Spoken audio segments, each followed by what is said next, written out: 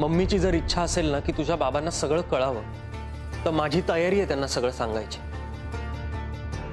पण एक नक्की, मी लग्न केलं तर कस्तुरीशीच करेन.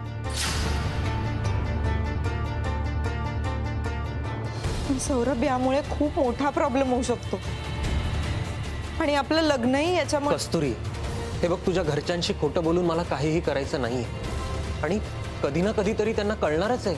मग आज काय प्रॉब्लेम? पण सौरभ, बाबांना हे सगळं कळलं ना तर बाबा तुझाही राग करतील. कस्तुरी, बाहेरून त्यांना कळलं तर अजून प्रॉब्लेम्स होतील. आणि माझा विश्वास आहे स्वतःवर, मी त्यांना नक्की मनवू शकेन. हा,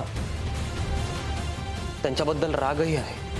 त्यांना विचारणार आहे मी की तुमच्यामध्ये आणि माझ्या बाबांमध्ये नक्की काय घडलं होतं. पण ते आज आले होते ना, त्यांच्या बोलण्यात मला एक खरेपणा जाणवला. त्यांच्या डोळ्यात एक खरेपणा होता. त्यांनी केलेल्या कामाचा पश्चाताप त्यांच्या डोळ्यात मला दिसला ना. ते मला बोलता बोलता हेही म्हणाले की आजपर्यंत कारणाशिवाय त्यांनी कोणावर हात काय, साधा आवाजही चढवला नाही. त्यामुळे काहीही झालेलं असलं तरी त्यानं माझ्या बाईवर हल्ला केला ना, तरी बी तुला त्या हवालदाराचा पुळका येतो बाई. तू माझ्या पोराला भुलवला असा ना, आता तुझा बाप माझ्या पोरावर जादू करून गेला.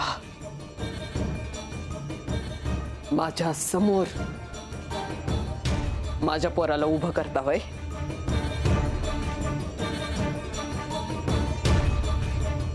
काही झालं तरी तुमच्या घरातल्या एक्काला पण सोडणार नाही मम्मी.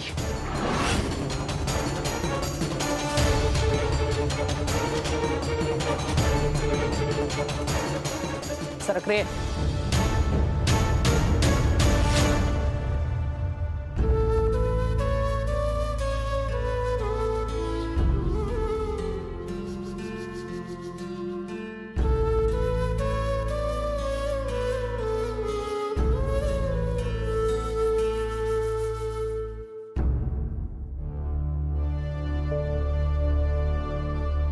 कस्तुरी,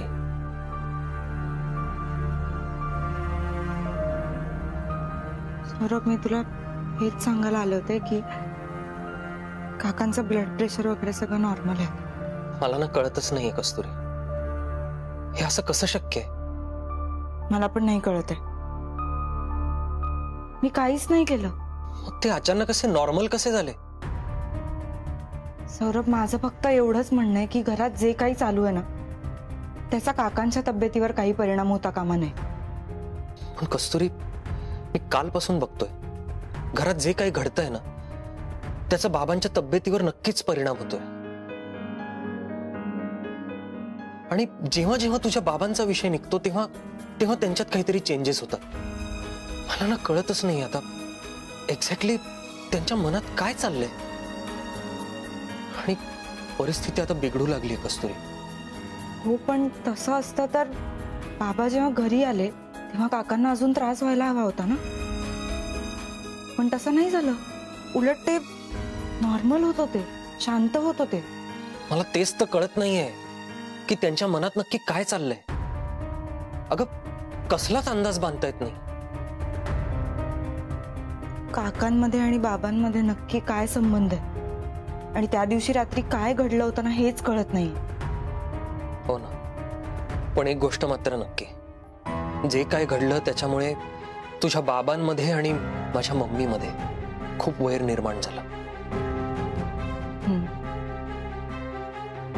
मला खरी भीती मम्मींचीच आहे. त्यांच्या मनात आलं ना तर ते काहीही करू शकतात आणि त्या काय करतील याचा नेम नाही.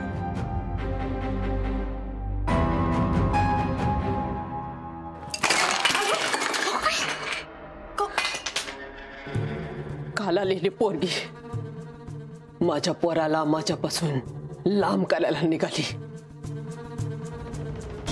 आणि आज हिचा बाप माझ्या घरात येऊन माहिलेकामध्ये फूट टाकायला निघाला. कमो कमो तू शांत हो. कशी शांत? त्या पोरीला बघितलं ना, माझ्या डोक्याचा ताप होतोय आणि आज तिचा माझे हात दगडाखाली अडकलेत म्हणून, नाही तर आतापर्यंत चित्ती सोडली नसती तिला. हीच संधी आहे कामिनीला त्या हवालदाराबद्दल भडकवायची. कला, ही संधी सोडू नको.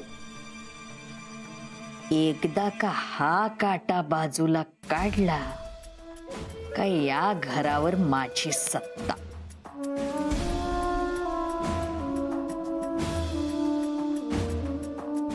कमू, अग पोरगी तर पोरगी, तो बाप पण काही कमी नाहीये. बघितलं ना आपल्या सौरभच्या मनात काय काय भरवून दिलं ते. त्यांचा डाव मी सफल होऊ द्यायची नाही.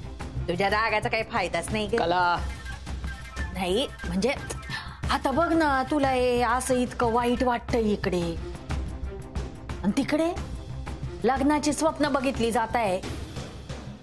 नाही म्हणजे जी पोरगी तुला एक दिवस नजरेसमोर सहन होत नाही ती या घरात सून म्हणून आली तर बाबा. आणि दुसरं तिकडे त्या सौरभमुळे त्या कस्तुरीच्या घरी आपल्याला काही बोलता येत नाही. हे म्हणजे आपलेच दात आणि आपलेच ओठ असं झालं का नाही. मी काय म्हणते कमू, तू एक घाव दोन तुकडे करूनच टाक, नंतरचं नंतर बघ. मी पाया पडते तुमच्या. बाबांची चूक झाली ते इकडे आले, पण प्लीज बाबांना काही सांगू नका यातलं. मी लग्न केलं तर कस्तुरीशीच कर.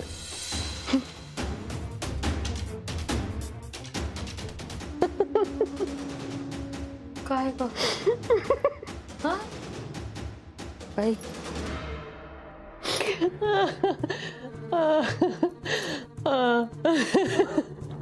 काय झालं ग कमू? आता बघ मी काय करते ते. नक्की काय करणार आहे तू? कळेल. काली चल, कळन. खूप दुखतंय काय रे? थोडा बर्फ लाव ना, म्हणजे बरं वाटेल. सौरभ, मी बर्फ घेऊन येतो. बर्फ. कस्तुरी,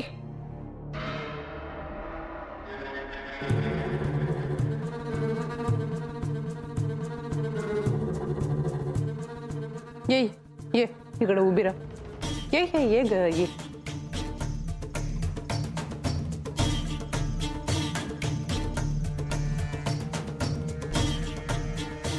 तुम्ही जिंकलात. नाही, तुम्ही जिंकलात. तुम्ही जे काय बोलता ते मला पटलेलं आहे. काय? हा, त्याचा काय मी वर जाऊन विचार केला. वाद घालून भांडण करून काय बी उपयोग नाही. आहे ना कला? हा हा बरोबर आहे, बरोबर आहे. हा,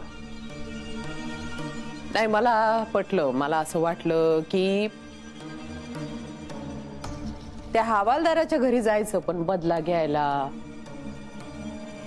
त्याला मारायला नाही. आपल्या घरच्या सुनेचा सौरभसाठी हात मागायला जायचं.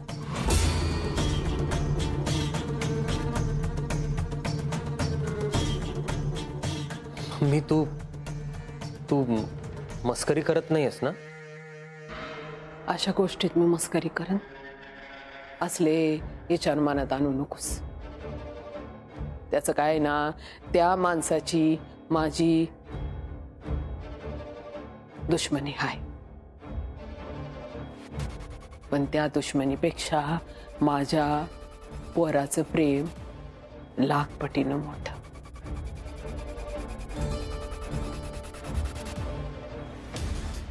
म्हणून मी हा निर्णय घेतलेला आहे. आमच्या बाजूनं आम्ही लग्नाला तयार होतो. आमचा होकार हाय. काय कला? हा हा चालेल चालेल. पर माझी एक अट आहे. अट म्हणण्यापेक्षा मला असं वाटतं कुणीच खोटं बोलू नये. नाही म्हणजे जशी भाईच्या घरची होणारी सून भाईलाच मारणाऱ्या हवालदाराची पोरगी आहे हे जसं आम्ही मान्य केलं, तसंच तुझ्या बापानं त्यांचा होणारा जावई हा डॉनचा पोरगा आहे हे मान्य करायला पाहिजे. ती माझी जबाबदारी, मी म्हणवेन त्यांना. कारण प्रेम म्हणजे आपण जसे आहोत तसे एकमेकांना ऍक्सेप्ट करणं. आणि मला आता खोटं बोलून कुठलंही नवं नातं जोडायचं नाही. ठरलं, आजपासून तयारीला लागायचं. मी आणि सौरभ मागणी घालून येतो. शिवा, हा मम्मी. गाडी काढ रे. हा काढतो गाडी. कला, लिस्ट तयार करायला लाग बर का. आम्ही गेल्यानंतर सगळ्या सामानाची यादी व्यवस्थित झाली पाहिजे. 4-5 दिवसाच्या आत बार उडवून टाकायचा आपण.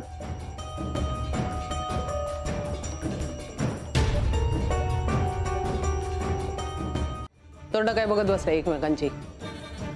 तयारीला लागायचंय, लय काम आहेत सुरू. चल चल. थांबा.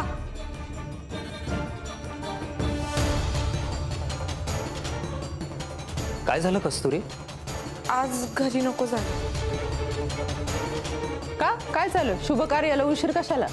माझ्या घरच्यांना काही माहिती नाहीये ना अजून. कस्तुरी काळजी करू नकोस, मी आहे ना. हो सौरभ, पण आपण असे अचानक घरी गेलो तर, आणि बाबा नसतील आता घरी. सो ठीक आहे, मग आम्ही उद्या येतो. तू आज घरी जाऊन सांग. ठरलं मग. उद्या आम्ही घरी येतो. हे बघ, मी तिकडे गेल्यावर त्यांना सगळं खरं सांगणार आहे. आणि मला खात्री आहे उद्या त्यांना सगळं कळल्यावर ते आपलीच बाजू घेतील.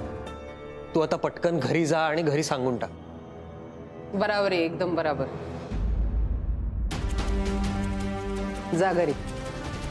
आता घरी जा, त्यांना सांग तयारीला लागा उद्याच्या.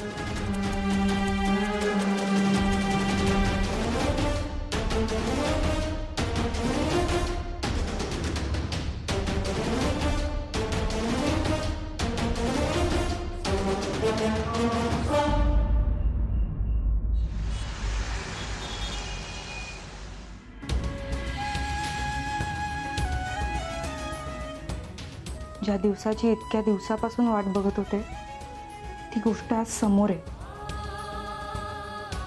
आणि तरी आज असं वाटतंय की उद्याचा दिवसच उजाडून. आता घरी गेल्यावर मी नक्की कुठून बोलायला सुरुवात करू? काय सांगू? काहीच कळत नाही.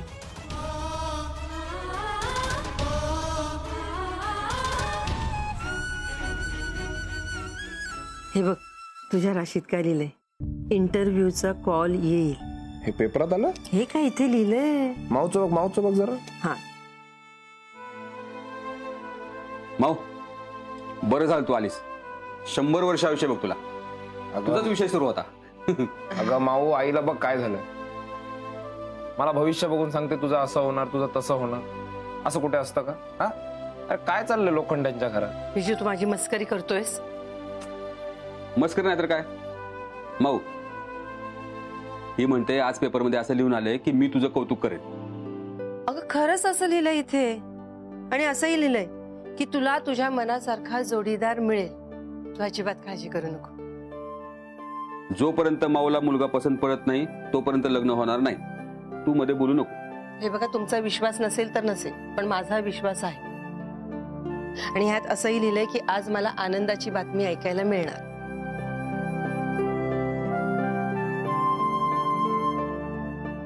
बाप्पा, नक्की काय आहे तुझ्या मनात?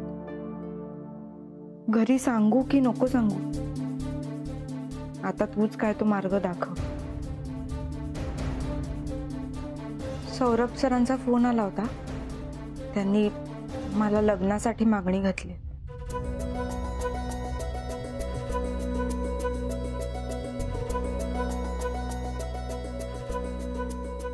माऊ काय म्हणालीस?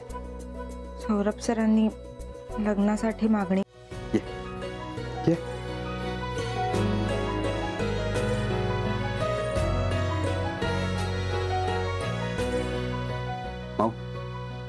अजून काय म्हणले डॉक्टर?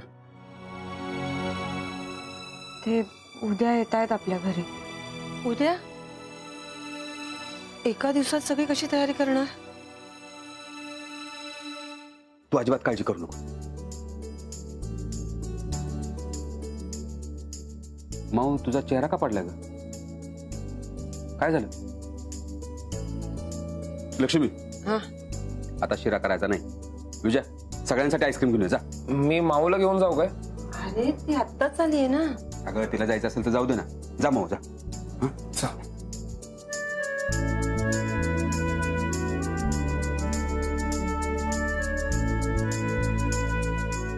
देवा, असाच आशीर्वाद राहू दे आमच्यावर आणि उद्या सगळं चांगलं होऊ दे. लक्ष्मी, आता आपल्याला सगळी तयारी करायला लागेल. तू एक लिस्ट बनव सामानाची, मी लगेच सामान घेऊन येतो. अरे माऊसाठी साडी पण लागेल ना.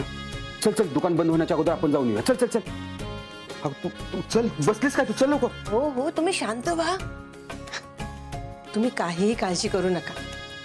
तुम्ही सगळं ना माझ्यावर सोडा.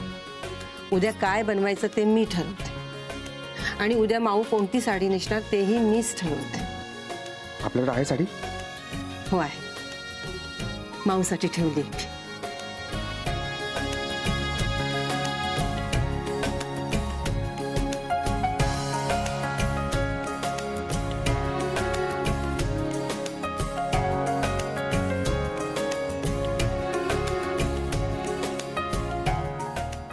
हा, बस बस बस.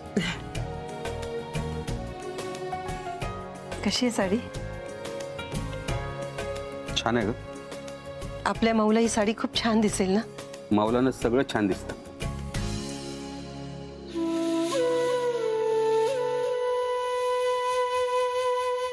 काय झालं? आपली माऊ मोठी झाली का?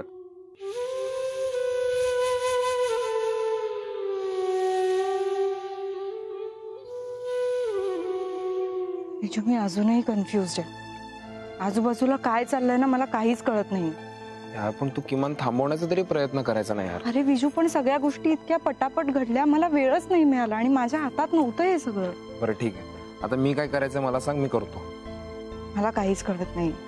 आता एखादा चमत्कार झाला ना तरच उद्याचा कार्यक्रम कॅन्सल होऊ शकतो. यार माऊ, सौरभ सरांच्या जागी जर दुसरं कोणी असता ना तर मी बाबांशी बोलून लगेच कॅन्सल केलं असतं. अरे पण मी खरं सांगू का, उद्या काही झालं ना तरी सौरभ सर तुझी साथ सोडणार नाही, ती मला खात्री आहे. खात्री मलाही आहे विजू, पण प्रश्न सौरभचा नाहीये, प्रश्न मम्मींचा आहे. चल.